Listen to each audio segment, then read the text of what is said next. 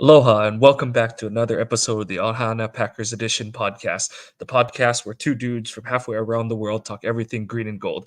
I'm Mike, and that's Iowa Joe, and tonight is the second time we're previewing the Vikings. And Joe, this week's been a little bit interesting, not because of the holiday schedule, but there's been a little bit of low-level fireworks for the Packers. Starting off, I guess we'll just dive into Jair with Flipgate. Jair has been suspended for this week's game by the team. Um, it's one of those. It's never going to land well, but they can't let that kind of thing happen off cuff and stuff like that. So I Well, and understand. LaFleur said in his press conference that it wasn't just the coin toss. Yeah, There must have been other things throughout the season, which, I guess to kind of keep the locker room, LaFleur's got to do something. He knows he's losing his players and he's got to make a stand. Um, so yeah, it's confusing. I understand, like I tweeted earlier, I understand it from an analytical aspect, but from a fan aspect, this is like really shitty timing because you would hope that after seeing what he did to Justin Jefferson last year, Jair would play and you would be able to get him to lock down Justin Jefferson again this year. Well, now we've got to worry about Eric Stokes, Carrington Valentine, Corey Ballantyne, Keyshawn Nixon, and whoever else they decide to throw out there in the secondary. So yeah, like I said, I understand it. I really do, and it needs to happen. Jair, now a little part of me, just a wee little bit, maybe just enough in that finger or something, understands what Jair's coming from because Charlotte is his hometown, and you would think they would have let him go out for the toss in his hometown.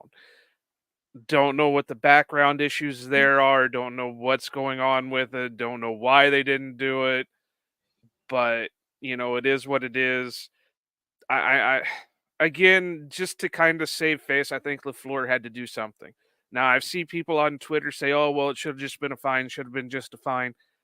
We don't know that they're not already fining him for stuff, he didn't go to New York for the Giants game, did he get fined for that? Some of the things that he said, are we sure he didn't get fined for that? We don't know what's going on in the background. This is one of those little times that I wish the Packers were a Hard Knocks team, just so we could see some of that behind the scenes type stuff. But it is what it is. It happened. yeah, and I totally agree with you. It's one of those where on it's as fans we always want to analyze everything on face value, but it's one of those things that it's hard to do so because we don't have all of the info on the surface level. That's all we're all that we're looking at. But like you said, LaFleur kind of alluded to the fact that there's more to it than just coin flip gate.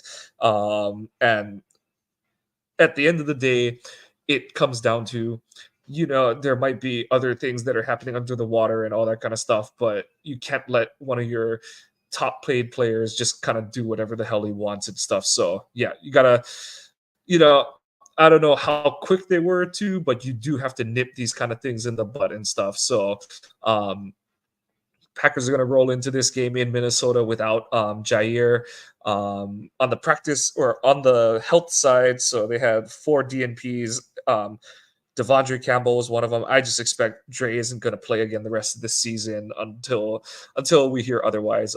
Elton was out today, but he's missed at least one practice. I think the last like month of the season, so not too concerned there. Watson and Wicks were both out today. Bunch of limited participants. The big one is Musgrave was still listed as a limited participant, and then the two full participants were Tenuta and Wilson, who are both also designated to return from IR. So the three of them, Those they're two I still could within see. their. Yeah, those two I could see back. I What is it? This will be week 2 for Musgrave. Yeah, so they're okay. So he was.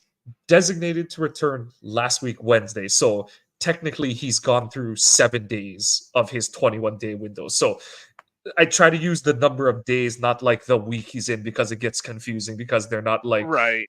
oh, he yeah. So it's the semantics of that whole side of it. So yeah, so I think all 3 of them are on day like 8 or I whatever by think the time he's we're so I think the hope is that maybe if they squeak into the playoffs that he can be back for the playoffs, yeah.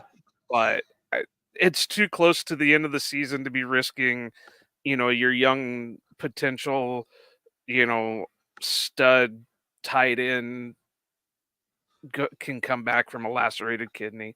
So it yeah, I don't see it. Now I At didn't get earliest, it would be to next week if they win this week, yeah. yeah. Now I didn't and I know you kinda went through it, but was Tucker Kraft listed? Nope, Tucker was not listed today, so, Okay, because I that's swear good. he went out of last week's game with, like No, yeah, he looked like he yeah. pulled his wrist or something. Must have been relatively minor because, yeah, he was not listed at all today, but no, I remember you mentioning that, and I did see that after his last reception, so kinda good that, yeah, he was not even on the report today, so good thing for, good thing for the Packers going into this week, especially, with some defensive questions, but yep, I know that well, last time we previewed the Vikings, they had Kirk Cousins, and we were kind of talking about how Cousins was probably going to light up this Packers defense. Honestly, this week, I don't care which one of their backup quarterbacks starts. I don't expect Joe Barry to do much of anything to slow them down on defense. For the Packers defense to slow them down because yeah, all the cards say that Green Bay should be able to do something. Hawkinson unfortunately tore his ACL last week, and it sounds like from the early reports that Addison probably is going to make it back for this game because he has an injury that's he People. was a DNP for the Vikings today, but I mean, it took 2 games for Barry to adjust his defense to account for Jefferson last year, and Jefferson didn't play in the first game this season, so that means he's probably going to come out with some dumb coverage against Jefferson, and yeah, He'll, it'll like, be too triple little, too late. cover Jefferson and then, like, KJ Osborne or something will feast for Yeah, the rest of the game. yep. But So I the thing is what that I told somebody earlier was they don't even need to make secret who they're gonna start at quarterback. Throw Josh Dobbs out there and just let him run over the defense like Tommy DeVito did. seriously, but yeah, and obviously not having Jair is gonna, it's gonna hurt our chances on slowing Jefferson down. But realistically, they're gonna they should be able to do a lot of the same concepts that they did in week 17 of last year. They can play a lot of press on Jefferson at the line of scrimmage with safety help over the top. They can still do that with Stokes and Valentine, and even Valentine to a good degree. It's just a matter of, do you trust Barry to do that from the jump this week? Because I just foresee Barry kind of looking at the situation and saying like, "Oh well, Jair's not here this time, so we can't do that again," and that'll be I his see him excuse at adjusting the his end of the play day. call as well as Brian Ferentz did. Nothing more needs to be said there for the Iowa fans. So yeah, so I I expect there to be a lot of yardage for Jefferson by the time this game is over. Um, the advanced stats, and the advanced stats have the Vikings offense as the 21st by DVOA. Points per game, ironically, they're also 21st in the league with just a shade under 21 points per game. They are the 10th best passing off or overall yardage. They're 10th in the league, third best pass yardage, and that's with Cousins going down. What is that, like 6 weeks ago at this point? So they've still got a healthy passing average, and I don't expect that to change against Barry and this offense. So, or this defense, I should say.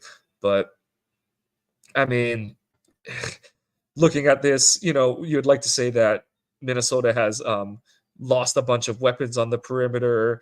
Their running backs are still, just not. I don't even think they're worth calling Jags at this point, but they do have a good O line, which unfortunately affects Green Bay's, supposed thank you for correcting that later on. What's it called? They're the Minnesota O line is still the strength of their offense, so they should be able to, slow down the Packers pass rush. So, I do think that in order to get some pressure on whoever is starting, like I said, it's probably Mullins. It's gonna take a little bit of an otherworldly effort from Rashawn or Kenny or someone like that along the front. And the main thing is that Mullins is looks who it's going to be in line to start, but really any of whoever the Vikings have at quarterback, they're going to put the ball in Green Bay's hands at some point, and it's a matter of converting on those opportunities. So that's the not so secret to this week's game. We'll see if the guys on the field can what's it called, if they can execute, because I don't have much faith in Barry doing anything worthwhile. So that's really all I've got. You got any nuggets for this one? No, it's just gonna have to the offense is gonna have to step up and just kinda with no hope from Barry, you gotta hope the offense can just stay in a slugfest and get it down to a wire, kinda like unfortunately this Carolina game was, and, Yeah. score as many points as they can and just hope time runs out. Yep. Yep. How sad that that's what our team has come to this year, but yep. And just kind of flowing into that. Thank you for the correction. Flores' unit is going to put the heat on any offense it faced, but in especially this Packers offense this week. Um, the big key, it's nothing sexy this week. The Packers O line needs to play a lot better than it did back in the first meeting between these two teams. And in and on the next level behind that, you'd like to hope that, what is it, 6 or 7 weeks later, that the Packers skill position players are going to be in a much better place in terms of knowing their assignments, not busting routes and things like that. Because I believe it was that first Minnesota game where you had those couple of instances where you had like Jaden Reed yelling at Christian Watson in the middle of the route because he's like, dude, what are you doing here? You're not supposed to be here. There was a couple instances of that. And then you had that one fourth down play where you and I, we weren't even sure if it was Love missed the throw or if he was throwing to someone who ran a wrong route, kind of thing, that kind of situation. So can't have that, especially because Flores is known for bringing pressure from everywhere in every direction on any given snap. So everyone, all 11 guys, got to be on their toes. Got to have have their full focus on the given play and stuff. So it's just going to come down to clean execution. And, this is one of the harder venues that Love is going to have to operate in on the season. Trying to think where, I know that like the New York game, it turned into a kind of rough one because of the weather. Otherwise, and he's played well in Detroit. We didn't have to go to Kansas City this year. So um this game in Minnesota, this will be the toughest environment he's played in, especially with Minnesota still in the playoff hunt. Um and yeah, that's going to be probably the biggest key on offense is how Love and the O-line are able to diagnose pre-snap reads and things like that, and how they're able to make sure they have any potential pressure blitzes picked up. Because if you let free rushers in against this defense, we kind of saw the effect of that in the first game. And it did have, that was kind of one of our notes from the first game, was that Love looked like he was expecting pressure when there wasn't necessarily pressure coming. So um that's one of those where it's like, okay, like if you got time, use it, but also be prepared for pressure coming in your face kind of situation. So it's going to be a lot of it is going to be won. It's one of those games where a lot of it is going to be won in the week leading up to it, because it's a lot of film study, a lot of pregame prep. But when you get your opportunities on Sunday, you got to execute. Yeah, and I think I was seeing something being passed around on Vikings Reddit that the Packers have only won twice in 7 games at at what is it, US Bank Stadium or whatever the hell the bird killing stadium it The is. bird killer. Oh, yeah. So there's a lot going against the Packers. I know the big thing I'm not looking forward to the game is hearing that stupid ass horn. Uh, I drives me nuts. But yeah, Love's got to be perfect, and hopefully he has some of his weapons back. Hopefully Wicks can play. Hopefully Reed can play. It would be nice to get Christian back in there. I don't know how far out he is, because that would be nice to see a first play of the game, just a deep bomb to him to kind of make up for his rookie season drop, missing out on that one. So I hopefully there's no major issues going on with Tucker and let him feast. And who knows, maybe it'll be a Ben Sims revenge game against Minnesota and he'll just go nuts and take over. But I I think they're gonna have to do what they kind of started out doing with the Carolina game is just feed Aaron Jones. At this point, I would just keep feeding him until the wheels came off. I hate sounding like that because Aaron Jones is a good guy and I love him to death, but you can't just keep pitch counting it. If you're babying him to make sure he doesn't get hurt, then you need to bring somebody else in. And for the love of God, don't let it be Patrick Taylor. D- Please do not let it be Patrick Taylor. Bring up Kenyon Drake, activate Emmanuel Wilson, find what practice Sam Congato is working in and drag his back ass back in. I don't care, but for the love of everything, do not let it be Patrick Taylor. And Yeah. but other than that, you're gonna have to feed Jones and just let him go. And he's a playmaker. That's plain and simple. And that's what we need right now.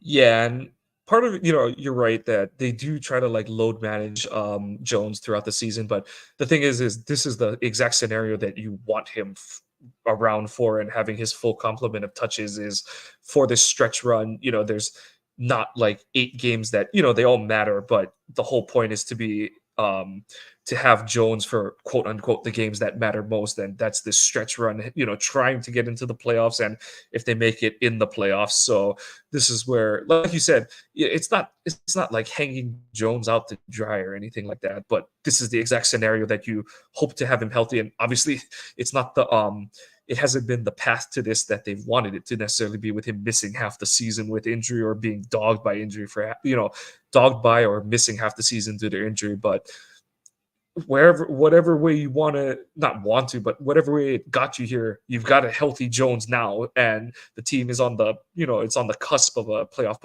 of a playoff spot. So like you said, use it or lose it, and it's either win or go home at this point. So um yeah, nothing. There's no need to save bullets at this point of the season. Just let it fly. So, um, yep, it's like we said, it's not a sexy what the Packers have to do. O-line's got to play well. Need Jones to have a good game, and Love just has to play clean football. That's the big thing, because you look at what's happened in those losses at, especially this new US Bank Stadium.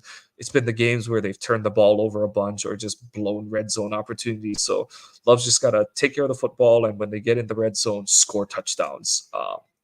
That's going to be, I know that doesn't sound super exciting or sexy, but I mean, that's what's going to win or lose you this game on Sunday. But that's kind of it. Like I said, we did already preview the Vikings before a couple months ago, and obviously the big changes at the quarterback position. And outside of that, there's some injury questions. Looks like Addison's not going to play again, and TJ Hawkinson is out with a torn ACL. And then on the defensive side, the Vikings are going to be without DJ Wanham, one of their edge rushers. So that is a decent level, but they still have Daniil Hunter and a couple other guys up front who can bring pressure. So um, Flores will still have a lot of options along his defensive front to attack the Packers offense. So, um, Joe, what do you got for your yes nos for this week? I really, I'm not even gonna mess with yes nos just because there's so many. You know, it, like is Watson gonna play? Is all these injured guys going to play, or I guess you could say, will Patrick Taylor get like 2 carries in a game or whatever? But uh, so I think we'll save yes nos for maybe next week, or even do a season finale type thing for yes nos. Uh, I'll go into the over under so just to kind of finish out. But before I do, and I know we usually cover this at the end of but I have to say this because it just popped up on my phone on Reddit.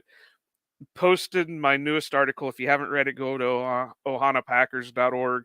I take a look at 5 possible replacements for Joe Barry next year, and 2 of them are getting the most heat right now: Al Harris and Steve Belichick.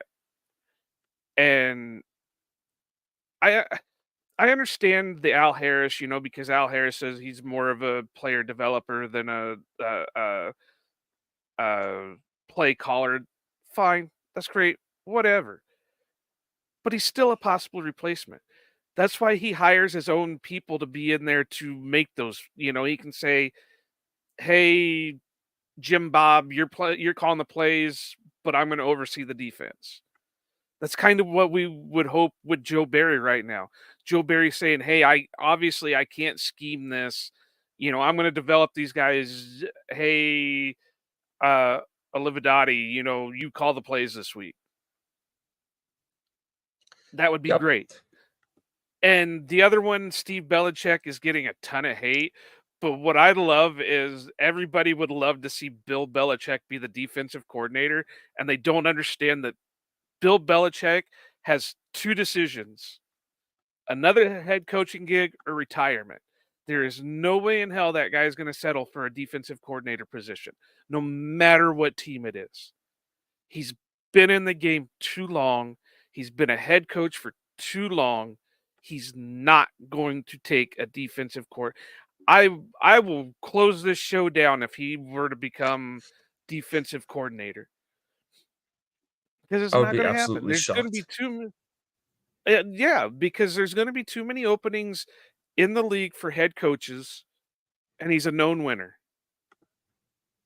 Take away the GM aspect of it, just let him be a coach. He's going to be a winner. Well, somebody on Twitter said that I lost all credibility because I added Al Harris and Bill and Steve Belichick to my list. Who- What credit? First off, what credibility? It's all an opinion piece, and I'm a nobody anyway. But I still got you to read my article. So who has less credibility? The guy who wrote it or the guy that read it? No complaints here. Yeah, no, it's dog eat dog and all that kind of crap. People are gonna say and complain about whatever they want, but thank you for reading it. Well, yeah, I love it. It's getting a lot of views right now, and I appreciate everybody reading it. I appreciate comments, but I am going to call out when I see something like that, because it's like it's an opinion piece. It's not like I have an in with the Packers and said, "Well, this is who I'm hearing is going to be signed as the defensive coordinator." No, everybody's wanting that Belichick system. You're not gonna get Bill, so the next best thing is to, get the guy who is the prodigy of Bill. Would work for me, wouldn't it? Yep, Over, like, you would like Matt to think so. Patricia or some of these other names that are, Mike Zimmer, some of these guys that are getting thrown around right now. Okay, I'm off my soapbox. We'll do over-unders. Uh, so my first one is an obvious one. Over under, Justin Jefferson, 90.5 yards. How dare you disrespect him and not give the over under as a triple digit? Nah, I'm kidding. It's gonna be over. I would have to believe so, unless they have to go through all 3 friggin' quarterbacks for some reason. Yeah. And even then, I think a running back could throw to him for more than 91 yards, so I'm gonna say over. Yeah, I got the over. I set it at 90.5 just to kinda give hope. And, there is a chance that maybe everything locks in for Eric Stokes and he can just or Carrington Valentine, and they can just have career games against Justin Jefferson, because it could happen. I mean, it probably isn't gonna happen, but there is a chance it could happen. This one I put on here as an interesting one just because we saw what happened last week against Carolina, because this was, like, the most carries he's had all year, and this is the first. Last week was the first 100-yard rusher we've had all season. So we'll see if it carries over, but over under 15.5 carries for Aaron Jones. I'm gonna say yes because I don't think at any point the Over game under. is gonna over. Sorry, yeah, I think over because I don't think at any point the game is gonna get away from the Packers.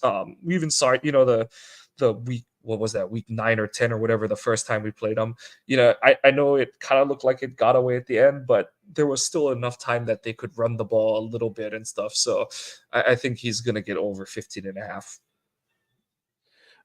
Like I said earlier, I really hope that, just run him till the wheels fall off. And I hate to sound like that because I don't want to see anything happen to Aaron Jones. But again, he's the obvious playmaker. If you're going to be down a handful of your receiving targets as is, you might as well just go with it. Yeah. Go with it until it doesn't work. Yep. So Exactly. I'm going to go over just because I hope. And then lastly, just because of what's going on, and we don't know what quarterback's playing, quote unquote. We don't know, what, injuries and everything else. Packers defense, 2.5 sacks. I'm gonna go under just because, like I said, that's a Minnesota O line is pretty solid. And Packers pass rush hasn't been that great against some rough O lines the past few weeks, so I'm gonna say under. I always say, and everybody else always says, the Packers always play up to competition and down to competition. And we've seen it again all season where they beat the Lions, they beat the Chiefs, they beat the Chargers, but barely won against Carolina. They lost against the Giants, So I'm going to say over. And, I know other people have been seeing this too, but Lucas has really been starting to find his groove. I I'm hoping Rashawn can get back to form. Maybe see a Preston and a Kingsley sighting. Maybe get some of those young defensive linemen pop in there. Carl Brooks. Maybe we'll finally see a breakout from Kobe Wooden. Uh, who knows? Maybe we get the TJ Slayton sack with the Gravedigger. I still think he needed a full sack on that, because on that one that Kenny got credit for, because he did more of it than Kenny did. But hey, that's just me. So I'm going over just because of hope. Sounds good. Yep. And that's gonna do it for us. Just a short and simple one this week. Like you said, it's kind of rehashing a lot of the same of what we reviewed already from this game. This opponent, I should say. Joe, any other snippets from you this week, or are you kind of good on this one No, I already? just want to say, from my earlier rant, that if anybody does want to debate, and I'm not, I'm being serious here. Send us a message, whatever. We'll get you on the show. We'll debate it. If Mike doesn't want to debate it, I'll debate it with you, and Mike can moderate it. Just DM us, send us a message on whatever format you're using. Uh, what's the email? It's outbackpackers1919 at gmail.com. Yep. Mike's going to give our Twitter handles, or you can see it on the screen here if you're watching. If you have an issue with anything we've said, or you want to debate something or whatever, shoot us a message. We'll get you on. We'll have a debate with it. Yep. Unlike the Packers, we don't back down from any sort of competition, so we'll Damn take right. it as But that's going to do it for us tonight. We want to thank you for joining us on this episode of the Ohana Packers Edition podcast. You can follow us on our Twitters. I'm at Kawano Mike. Joe is at Iowa underscore Joe 86. The podcast is at Ohana underscore Packers. Please check out the website ohanapackers.org. You can find our blog posts like Joe's already under fire 5 candidates for the Packers DC spot, and place your thoughts in the comments sections. We really do appreciate all the feedback we get, Yes, positive or negative. please And like do. Joe said, please message the Twitter account if you want to come on and have a little bit of a hearty discussion on some of whether it's that post or other ones that are on. We're open to any sort of interaction with people who read our posts or follow the pod. So please do message us if you're interested in that. Also on the website, you can catch all the streams of every episode of the podcast. Please follow the podcast on your favorite podcasting app. Give us a subscribe and a like if you're enjoying what you're hearing. And whether it's positive or negative, like we said, please do comment on the episodes. We do appreciate any feedback, and we will take it to heart. Packers are 7-8. If they win the next 2 games, their playoff chances are, I believe, 95% or something like that. But it's going to be a tough one this week. They've got to play clean, smart football in probably, like I said, the toughest road environment they're going to face this season. Unless they make the playoffs, and then obviously that would ramp it up at that point. But it's a good measuring stick for the team, especially this young team with Jordan Love at the helm. So excited to see what they do on New Year's Eve. That's going to be a Go Pack Go and Aloha.